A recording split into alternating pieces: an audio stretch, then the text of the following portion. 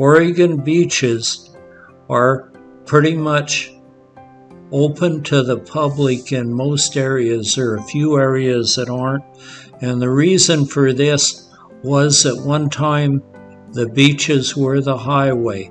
So it's a really nice sunny day and we need to get out, so we're going to go up and take a look at some of the beaches.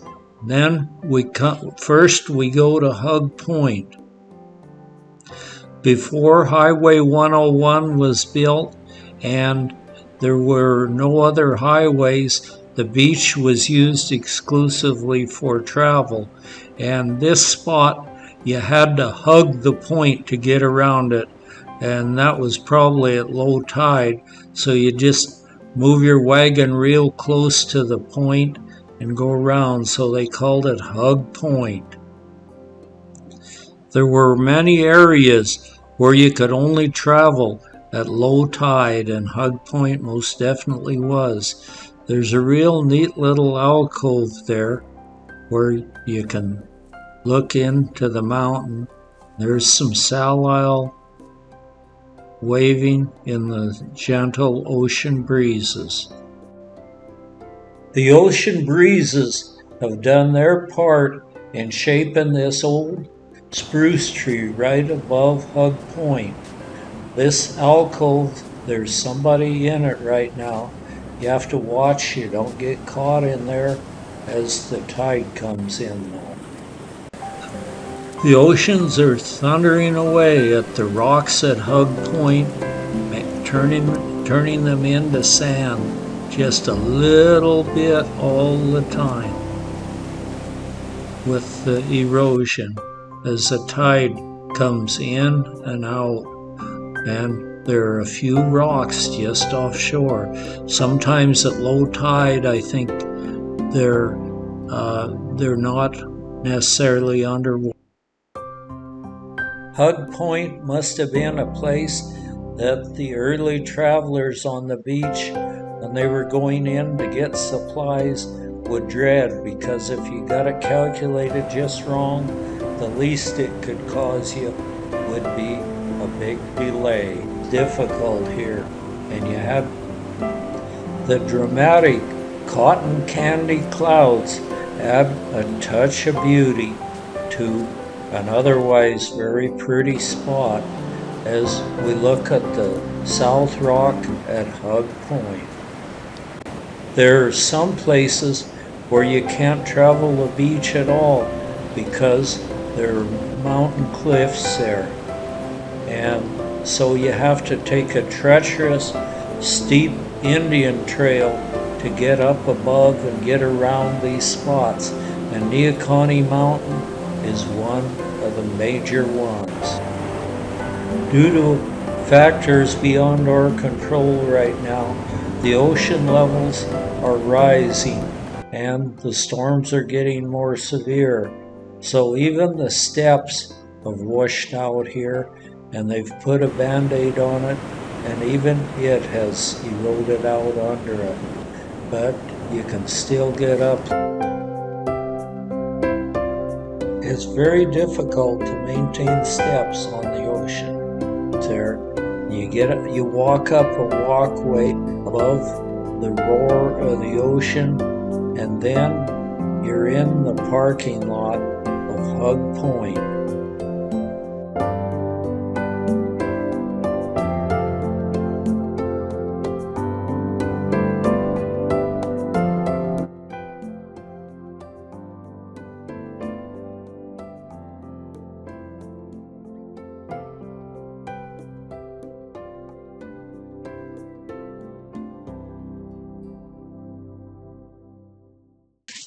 You drive up a rather steep grade on to Highway 101, and then it's a straight shot down to Neahkahnie Mountain. We've certainly enjoyed our stay on the Oregon coast, and we're just finishing up on this house, so we'll miss it when we no longer come over here and use it, but we're staying right at the house while we're working on it. and so we're starting to move our stuff out because it's getting near finished. The highway now has elaborate tunnels and some very elaborate fills on it as you head south on 101. And this is the entrance to Neahkahnie Mountain, which there was no way to get by Neahkahnie Mountain on the beach, so they had to risk terrible steep banks and things to go over the mountain with their wagons. Past Oswald West State Park and on south. Oswald West is a very, very nice park, and it's very popular. You can hike down to it and enjoy the beach in what they call Smuggler's Cove. It's just a nice little protected cove. There's 3 parking lots where you can park here, and they're pretty well all full because this is a Saturday and a very nice day. Next, we come to Neahkahnie Mountain, standing tall above the seashore, and this is where from high above the ocean, we can look out on Nehalem Sandspit, and that's where Nehalem Bay State Park is. And then we can look down at the beach below Neahkahnie Mountain and see the spot where a ship from the Spanish Main crashed. While Native Americans looked on, the ship crashed right into Neahkahnie Mountain and exclaimed by explorers when they saw elk on these slopes. There. That's good. Camping and day use. Waves breaking on the beaches, crashing onto rocky headlands, or churning in the many basalt chasms will add to the excitement of camping along the north coast. Sand is a fact of life here, so expect a little in your shoes. Lighthouses. Tillamook Rock Lighthouse, 1881. This lonely sentinel, located 1.2 miles offshore from Tillamook Head, guided mariners for 76 years until replaced by a whistle buoy in 1957. Today, the lighthouse, called Terrible Tilly because of its exposure to the merciless ocean, is privately owned and serves as a columbarium, a storage place for the ashes of deceased people. The lighthouse is closed to the public but can be seen from the Oregon Coast Trail between Ecola State Park and Seaside.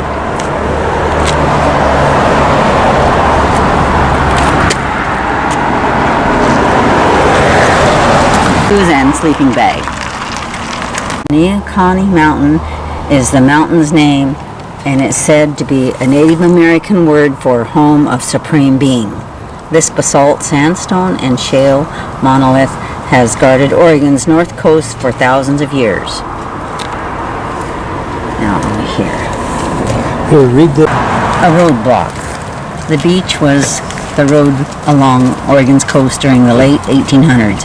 Horses and wagons traveled for miles along the firm, wet sand until Neahkahnie Mountain.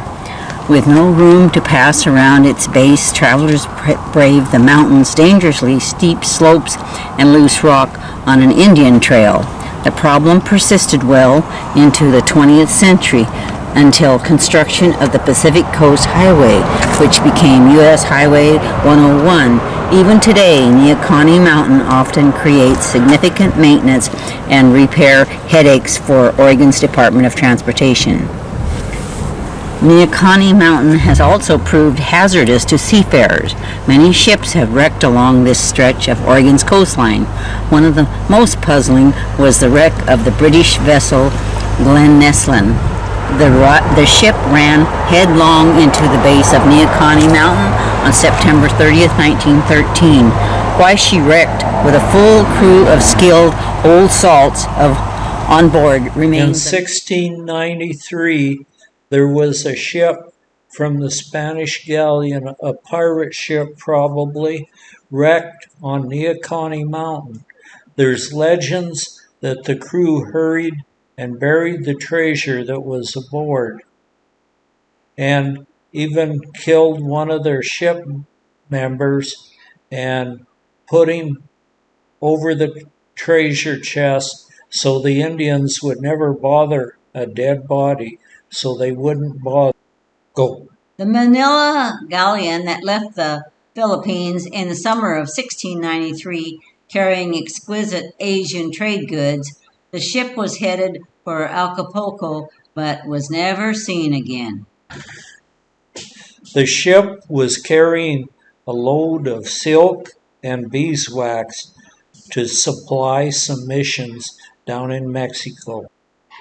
There is the legend that there was considerable amount of gold and jewelry aboard the ship when she wrecked, so they buried the stuff or somewhere around Neahkahnie Mountain, and millions have been spent trying to find this stuff to no luck.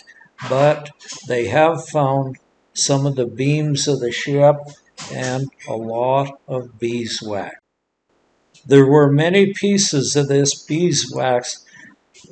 Matter of fact, these very pieces right here came off this Spanish main ship, and this one has a piece of beeswax with the markings on it and some blocks they used to rig their sails. It's thought that this beeswax may have been just hauled as a cover. So if the British pulled them over, they'd say, "Oh, we're not pirates. Look how nice we are. We're taking candles to the Catholic missions." Millions of dollars have been spent and human lives have been lost looking for this treasure. We might not ever know the real story behind this, but anyway, it's a very interesting chapter in Oregon beach history. We definitely need subscribers on this channel to continue. So if you haven't already, if you could, would you please subscribe? I would like to thank the Garibaldi Marine Museum and also the Pioneer Museum in Tillamook for letting me take these pictures of the big pieces of beeswax.